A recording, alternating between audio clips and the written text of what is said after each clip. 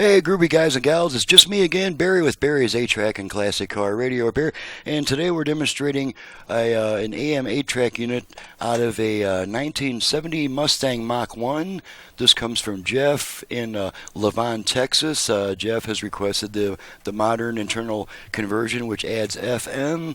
He's also requested the Bluetooth and USB reader features, and you may be familiar with this model as one that frequently breaks the tuner buttons. The buttons on this model, they're notoriously thin and brittle, especially after 50 years, and a lot of them come in with broken buttons.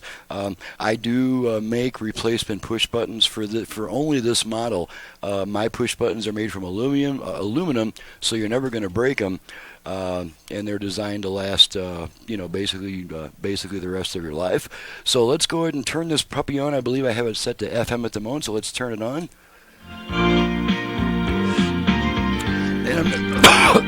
And I have all the presets set to FM stations in my area. Just going to run through those real quick.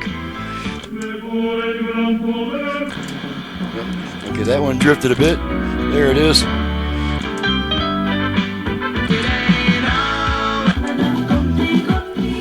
Unfortunately, you got to do it this way to keep the songs as short as possible so I don't get nailed for copyright issues. Okay, let's go over to AM, which we do by turning the unit off and then right back on within about half a second. So off, on. Okay, now we're on AM. We get one strong station right around the center.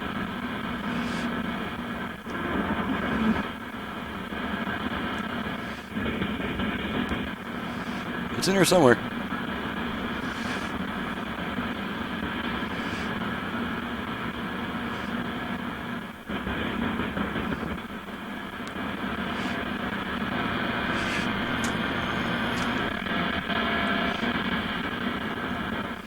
There we go.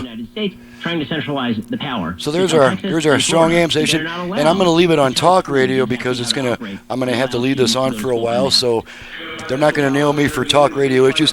This is also my master input-output box that the customer also requested. This has your aux inputs, also your left, right, front, and rear preamp outputs, and also an unpowered subwoofer output.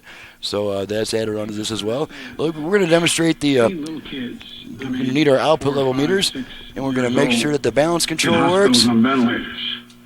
All the way left. All the way right.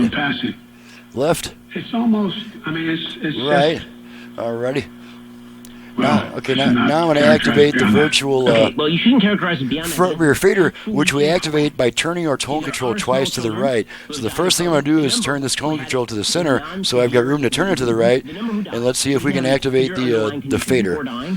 So far as I'm aware, is fader adjust. Okay, fader adjust. So now the same control is adjusting your front rear speaker balance. You can adjust it as long as you want, and I'm going to stop adjusting it, let it time out.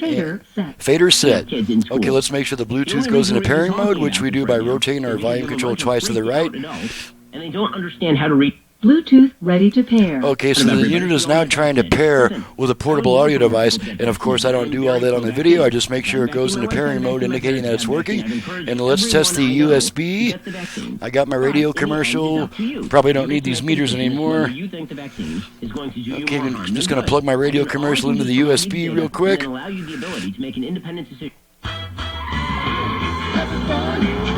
Classic ride, got a Mustang, buddy, it's a 69, but she ain't sounding so fine. Driving this car, I can't hear the guitar, and all my tapes run slow too. Radio smoking, 8-track that's broken. What can I do? Send it to 8-track repair center. 8-track repair center. 8-track repair center.com. All right, pull the stick out, and of course that song I could play in its entirety because I wrote it and I own the copyright, so there's nothing YouTube can do about that. Sorry guys, I'm the actual copyright holder of this music.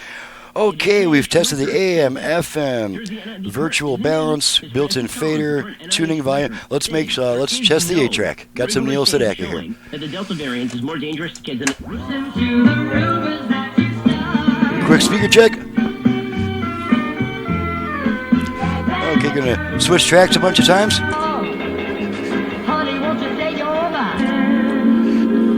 Okay, we're at the end of a song there. This advice that I give to love.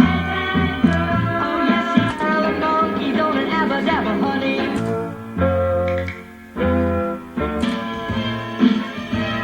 Okay, pull the tape out. So, no, you don't Radio understand. comes back. Okay, let's make sure the dial light works. That'll be the last thing we test. You can see that light flashing on and off as I press and release the button. So she's ready to go.